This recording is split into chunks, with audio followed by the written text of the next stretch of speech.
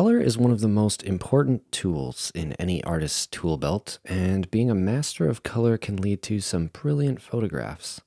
How to use color, when to use it, why we use certain colors, and how colors work together in photography and art as a part of this visual language are all topics within the fun world of color theory.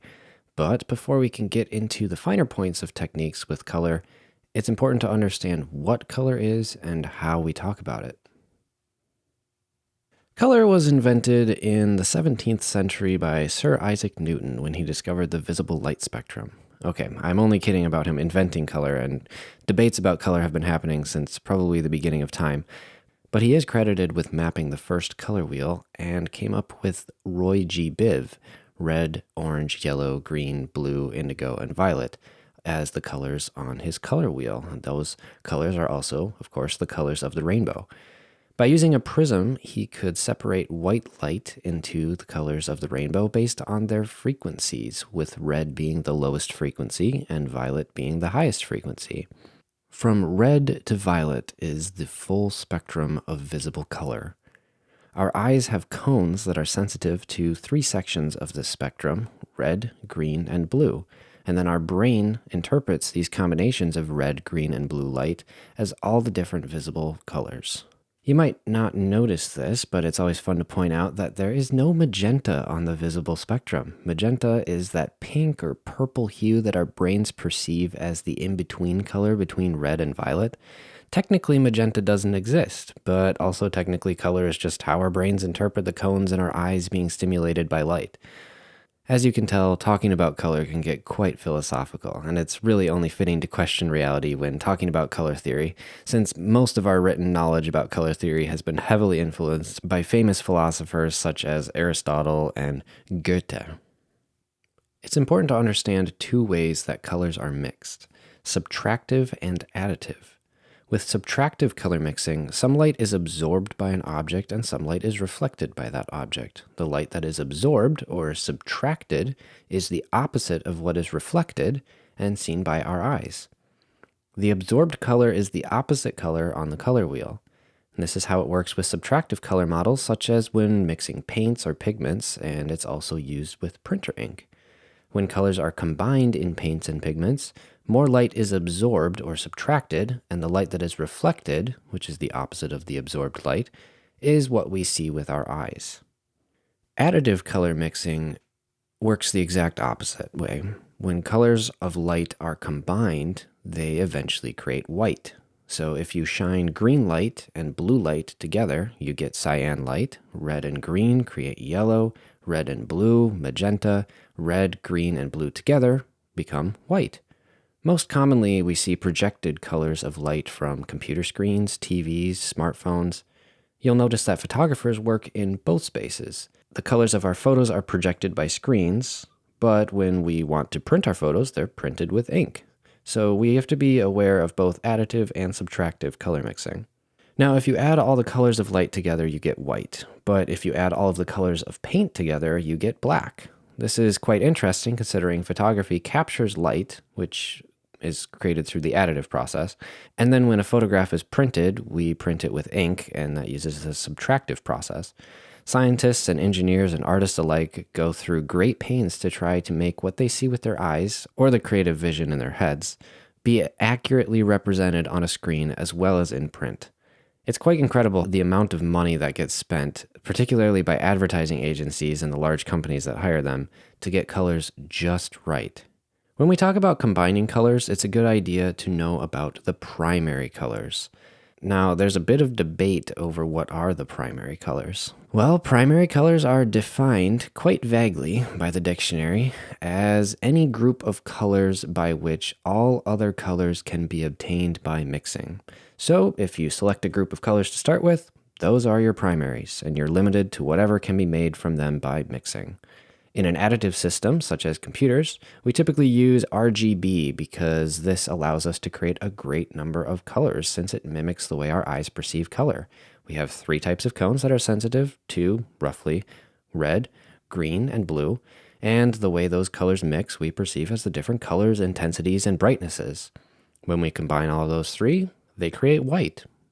If you're a painter, you're probably freaking out a little bit right now. You might have heard that the primary colors are red, yellow, and blue. That's typically what is taught in grade school and art classes. And since primary colors are just whatever colors you start with before mixing, it is technically true. But if you start with those as your primaries, you actually have fewer potential colors available to you that you can mix as secondaries and tertiary colors compared to the broader CMYK primaries, which is why CMYK is the most commonly used primaries for printing. While technically or scientifically inferior, my understanding is that RYB, the red, yellow, blue primaries, combine more easily to create a more organic palette of colors when you physically mix them for painting. So it is still useful because it will more quickly help you achieve a lot of the commonly used colors when you're painting. However, CMY offers a broader range of colors and is more technically accurate. Notice how CMY are the secondary colors of additive RGB, and therefore in the subtractive system, like printing with ink, they can be combined into RGB. These can be further combined in a subtractive system and create a dark, dark gray, but that dark, dark gray is often enhanced with K or key, which is a deeper black used to enhance contrast in print.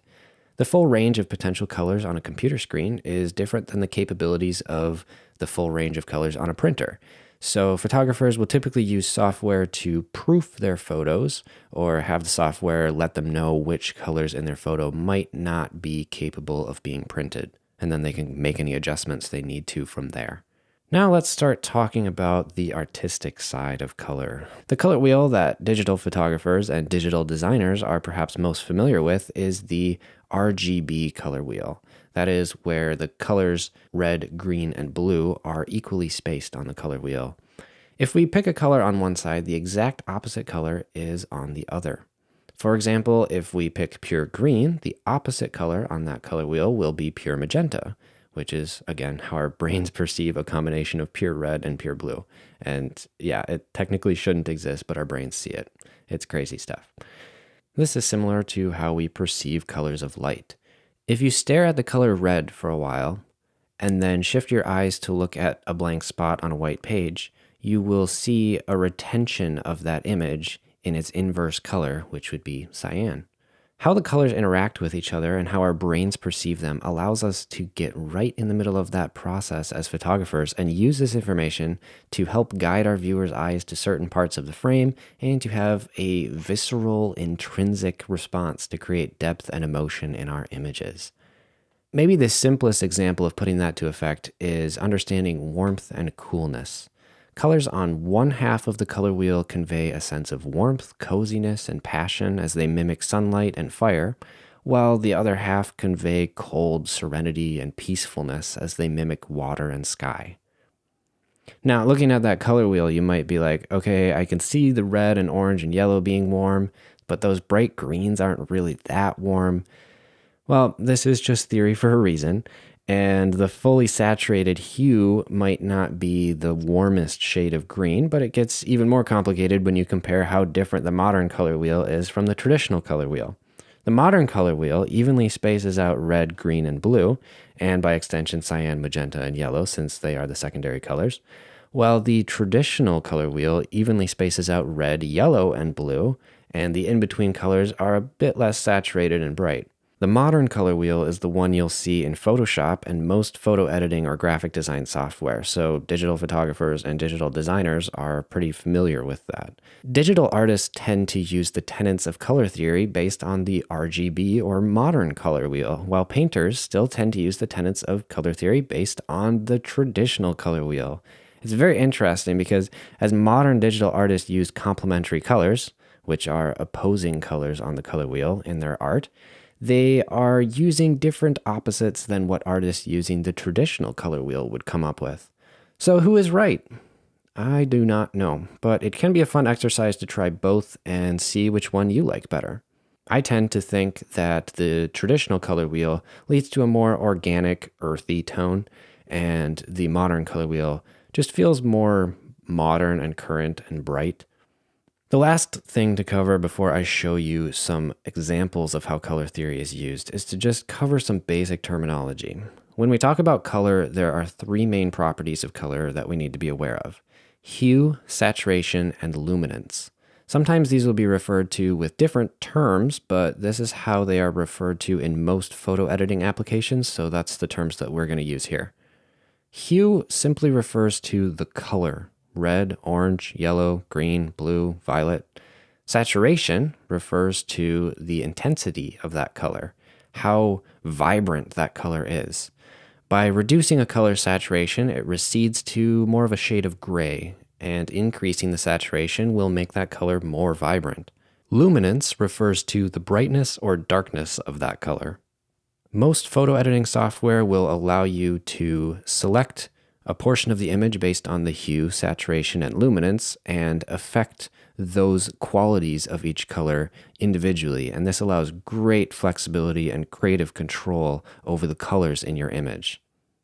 The meanings of colors are somewhat cultural. So, for example, blue is for boys, pink is for girls. Historically, this wasn't always the case, and it's not always the case across every culture. Red means luck in China. Green means wealth in America, since it's the color of money. But these don't hold up across every culture. However, there are meanings of colors that can be reflected in our shared human experience with how we perceive the world. So fire is orange and red, the sky is blue, the sun is yellow, plants are green, the day is bright and light, night is dark, and so on. From these shared human experiences, there is a part of visual language that has developed surrounding what specific colors mean or represent. When you see the color, pause the video and try to guess what that color represents. So we have red, passion, love, heat; orange, warmth, joy, warning; yellow, happiness, positivity, youth; green, nature, harmony, renewal; blue, peace, trust, knowledge. And that's a very common favorite color, and it's widely used in logos of social media companies, and I wonder why. Purple, luxury, spirituality, mystery, and that is often used in the fantasy genre.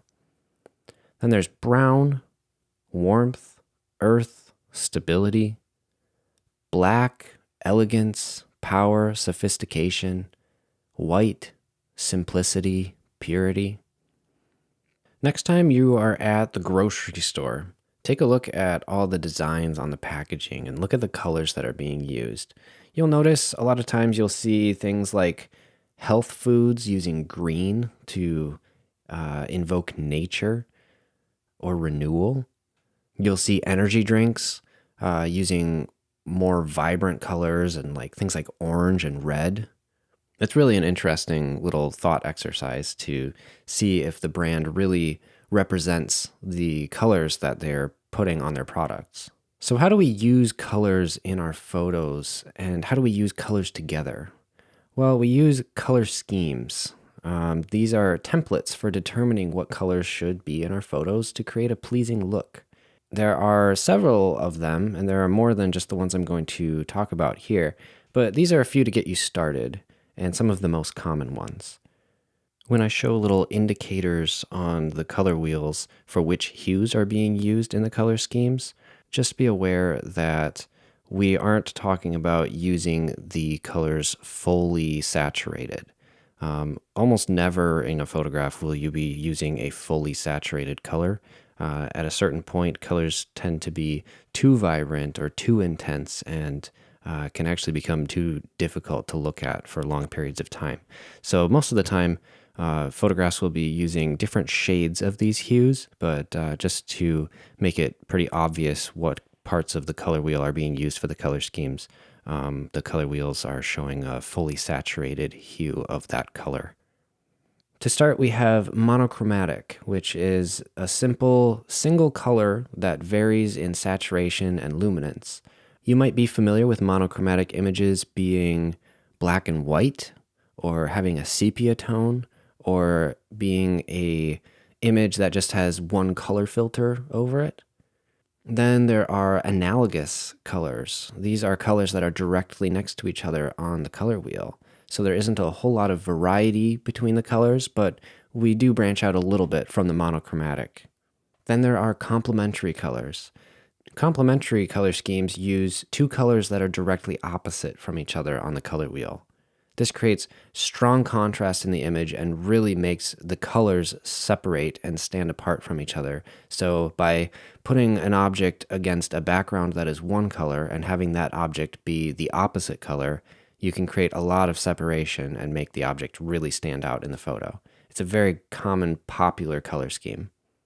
Then there's split complementary, which is just a slight variation on the complementary color scheme. In this case, you'll have a color on one side of the color wheel, and then you'll have two colors that are analogous to the direct complement. So on this modern color wheel, you can see blue as the color, and then opposite of that would be yellow, but we don't use yellow, we use the analogous colors from yellow, which would be orange and green. Then we have the triadic color scheme, which is three colors that are equally spaced on the color wheel. And finally, square, which is four colors which are equally spaced on the color wheel. An important caveat when using color schemes is that it doesn't have to be exact. You aren't fully limited to just using those exact two colors or three colors that are part of the color scheme. It just means that the colors in the photo will generally be close to that same area of the color wheel when you're choosing the color scheme. The colors are often used in varying proportions in service to the balance and harmony of the composition. One element might take up a third of the frame in one color and 2/3 of the frame might be another color, or it could be like a 70-30 split. Palettes with three main colors might be 60% one color, 30% another color, and then just a splash of 10% of another color. Most importantly, these colors are used to make distinctions between the visual elements in the photo. These color schemes are helpful tools and remind us not to overload the viewer with too many different colors that can become a distraction. Oftentimes, fewer colors will be easier to compose in a photo and lead to a more pleasant composition. So let's take a look at some examples of photos that put these color schemes to use. Once you see the photo, you can pause the video and take a guess for yourself what the color scheme being used is. This one is pretty easy to tell. It's just a monochromatic image. It's basically just a normal photo that has a color filter applied to it, in this case, a red color filter. So we are only seeing different saturation and luminance levels of the red hue to create the various tones in this image. Here we have an analogous color scheme using the red, orange, and green. You might think green is a little further away from the orange, but in this case, I actually sampled the colors, and these greens are more toward yellow than true green. So they're definitely all on the warmer side, pretty close together. There's a tiny bit of like a dark blue, almost a desaturated blue to the point that it appears as black in some of the grapes. But because they're so desaturated, they don't really take on much of the color scheme. And really our eyes just perceive the analogous color scheme. This is a complementary color scheme, and it's a very common one. In nature, it's pretty common to see the light as being warm and the shade as being cool. And so we see this orange and blue, or teal and orange, sometimes it's called, color scheme that is complementary to each other. They're opposites on the color wheel. Because it's so common in nature, I mean, in this case, we have like a desert landscape and a blue sky. But because it's so common in nature, it has become a very popular look for photography and for cinematography in movies. We see the orange and blue or teal and orange look a lot in those settings. Here we have a bit of a split complementary photo. The yellow leaves and the blue sky are very strongly contrasting from each other. And then we also just have a little bit of a pop of like this purple pinkish color in the flowers. This photo also has some really nice leading lines that are creating a lot of depth in the image. And then There's just a nice little person walking right at the point where the lines converge, and so your eyes just are led to this person. Really nice composition overall in this photo. This is a great example of a triadic color scheme at work. So we have a background, which is a green and kind of a red warm tone. And then the woman is wearing this blue dress that really sets her apart from the background and makes her really stand out as the main subject of the photo. So even though there's quite a bit of texture going on, there isn't a huge distraction because the colors are so simple and so pure and create such great separation. Imagine if she was wearing a different color dress. You could start to play into the meanings of the colors by having her wear a different color dress. This photo would have a totally different feel to it if she was wearing like a bright red dress instead of a soft blue one. Here we have a bit of a square color scheme going on. This one is not used that often because it can be really hard to keep track of the 4 equal spacings of colors on the color wheel. And even this one is kind of not exact. Like I said, the colors don't have to be exact to fall into a color scheme. But usually you're going to use 2 or 3 colors. And in this case, with the more square color scheme that's being used, it is actually 4 colors that are pretty equally spaced on the color wheel. They're being used in varying proportions. Overall, we see mostly 3 colors being used, but then there's just a little pop of like this reddish pink in there. And I think the reason why this photo works so well is because each patch of color is a geometric shape rather than a whole bunch of different colors being woven together and overlaying on top of each other and getting really complicated. So there's still a lot of colors going on in this image, but they are organized very cleanly, and so it doesn't become too overwhelming or distracting and becomes a nice image still. This is an example of a complementary color scheme on the modern color wheel. If this was referring to the traditional color wheel, it would be more of an analogous color scheme because I would say that the pink and blue are both fairly cool tones. The pink is technically a red color that's just like slightly desaturated and slightly more luminant than like a pure red would be. But yeah, so the tones and shades do play a role in how we perceive the colors as well, certainly. But this is kind of a fun example of a different type of complementary color scheme with the pink and the blue. It reminds me of like cotton candy and has like a really good summer vibe to it. This one is analogous. It's very, very close to being monochromatic, but there's just enough purple to go along with the red that it becomes more analogous. And so there's more depth to the image than just a straight color filter would be, just because the tops of the mountains just have a little bit of purple to them, keeping it pretty interesting. There's a nice little leading line of like a trail or a path going through the photo. It's a nicely composed image, and it's really cool how the limited colors in the photo keep it quite serene, but the fact that it is this red and purple has a bit of a brooding energy to it. This, again, is an example of a complementary color scheme that is blue and orange. In this case, the orange is desaturated enough to be a brown color, and even the blue is just a very subtle blue that's mostly desaturated and kind of close to a gray as well. But there's just enough color information in the photo to really be picking up on this complementary color scheme.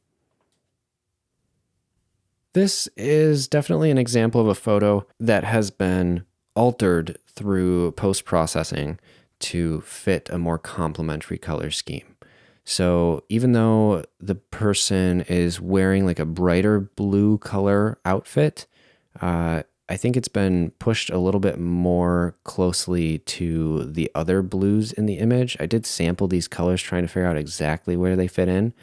And then the red and the orange are pretty close together as well. So this is kind of a complementary photo, and this is more like the type of colors that you would run into if you don't have full control over the situation where you're shooting. If you aren't completely designing like what the wardrobe is going to be based on the location that you're shooting and all that, you might be left with some colors that don't completely match up, but you still want them to feel like they're part of a color scheme. And so by adjusting the hue a little bit, adjusting the saturation and the luminance a little bit in editing software, you can get it to more closely match a desired color scheme. Now, this one I didn't talk about, but this would be an example of double split complementary.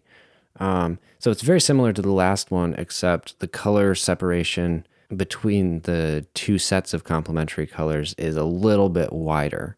So we've got some more green opposite of red. We've got the blue opposite of the orange. But it's not so split to the point where they're equally spaced and it's like a square color scheme. But again, notice how the colors are being used in the photo. The blue almost creates a frame within a frame of the person in the swimming pool, and they're wearing red, so the eyes are really drawn to them as a little splash of color against the blue.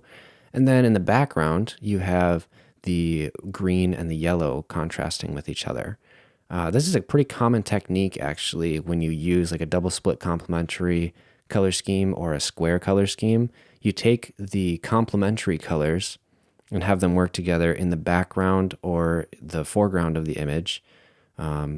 And you have them only really interact strongly in separate parts of the image. So in this case, the green and the yellow are interacting as like the background or the frame of the image. And then you've got like the blue and the red interacting next to each other in the image within that frame. So there's so many layers to this photo, like a green and yellow ring around the pool, and then the pool itself is like a ring around the red.